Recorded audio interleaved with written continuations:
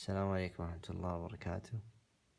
قبل نبدأ درسنا اليوم حاب أقول لكم كل عام وانتم بخير، وأسأل الله العلي العظيم أن يعيننا وإياكم على صيامه وقيامه ويتقبل منا ومنكم صالح الأعمال.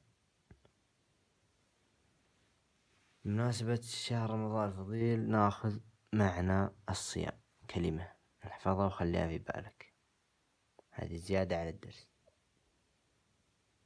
fasting. كيف النطق؟ fasting.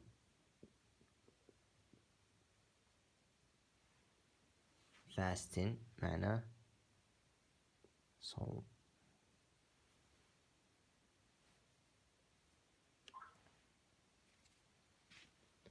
طيب نبدأ درسنا اليوم، هو عن أفعال الكينونة اللي هو verb to be. يعني لما تقول هو يكون أو أنا أكون أو أنت تكون، هنا نقصد فعل الكينونة أو verb to be. أول فعل من أفعال الكينونة معانا هو الآن.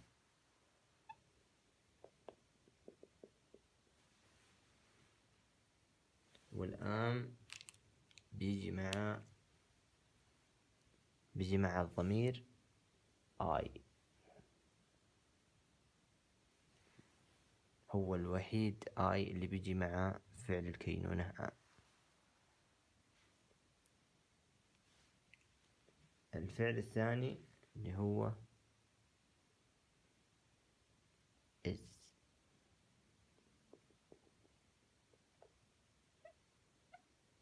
وهو يستخدم للمفرد، بيجي مع 3 ضمائر، مع الهي، مع she، مع it.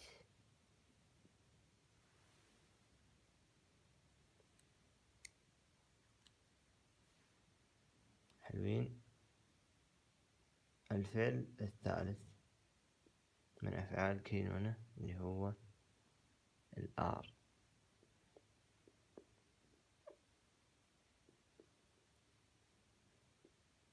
والآر بيجي مع اليو، مع ضمير المخاطب، وبيجي مع الجمع you are بلا بلا بلا، يعني أي شيء بعده، سواء كان اللي أمامك زي ما قلنا اليو بتكون يعني شخص واحد أمامك، يعني أنهم 2 أو أنهم 3 أو أنه سواء ذكر أو أنثى، مهما كان، أهم شيء أنه الشخص اللي تتكلم معه اللي هو ضمير المخاطب. وبتجي مع الوي ضمير المتكلم للمجموعة، يعني نتكلم نحن طلاب، نقول we are students. وبيجي برضو مع they.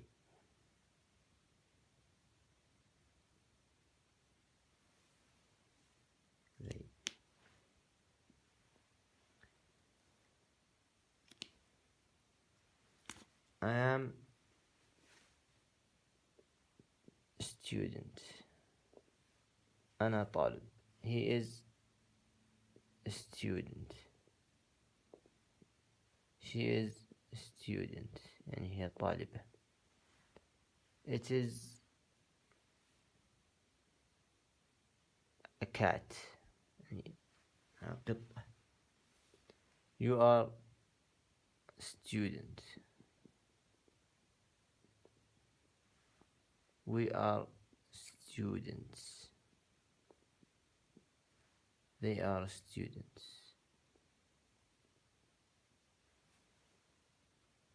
طبعا حنا هدفنا اليوم أن نتعلم أفعال الكينونة، الآن والإز والآر، وهي بتتكلم عن الحاضر. يعني حاضرك، ما علينا من الماضي، ما علينا من المستقبل، ما علينا من الباقي. حنا علينا اليوم نركز على هذا الآن والإز والآر. بعدين راح نخش في القواعد وراح نخش في الأزمنة ومتى تكون كذا ومتى يكون كذا. بس كبداية أبغاك تحفظ لي هذه الآم والإز والآر، تيجي مع الآي الآم، ويجي مع الهي والشي والإت إز، ويجي مع اليو والوي والذي آر. وبالتوفيق إن شاء الله. لكن اليوم راح ناخذه بأزمنة مختلفة: الماضي past simple، والحاضر present simple، والfuture المستقبل. يعني فعل الكينونة أخذنا أول في الحاضر، حنا بناخذ اليوم على 3: الماضي والحاضر والمستقبل. طبعا احنا عرفنا البروناونز، البروناون اللي هي I، وأخذنا الهي والشي والإت، وعرفنا يو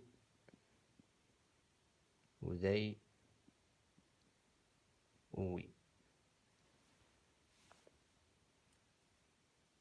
طبعا يجي مع الآي am، بيجي مع الهي والشي والإت is، بيجي مع اليو والذي والوي are. طبعا ايش قلنا؟ هذه present simple.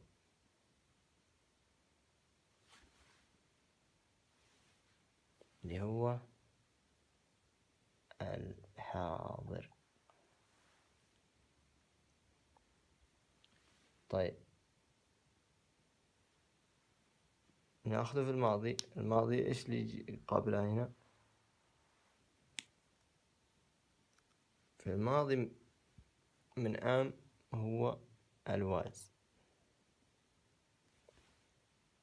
والماضي من is was، والماضي من الآر were.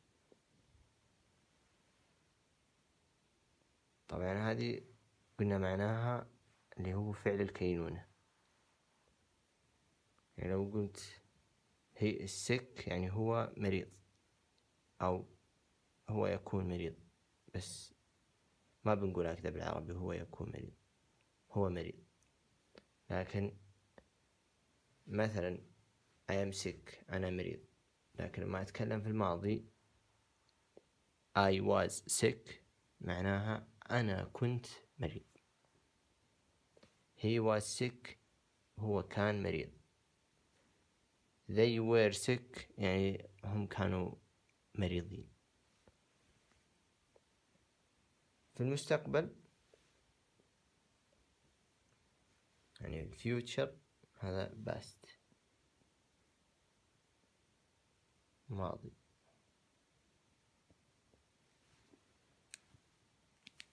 الفيوتشر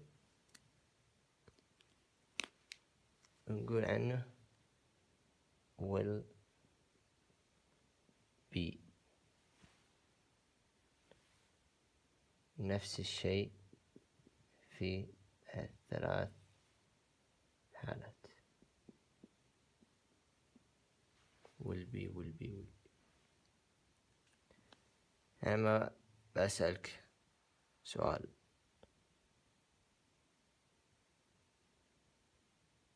what do you want to be in the future؟ يعني إيش تبغى تصير في المستقبل؟ تقول مثلا I want to be a pilot، يعني أنا بكون طيار. أو بتقول I will be a pilot.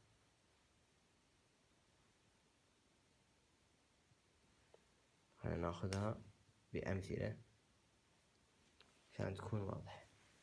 هنا I am student، هنا I was sick،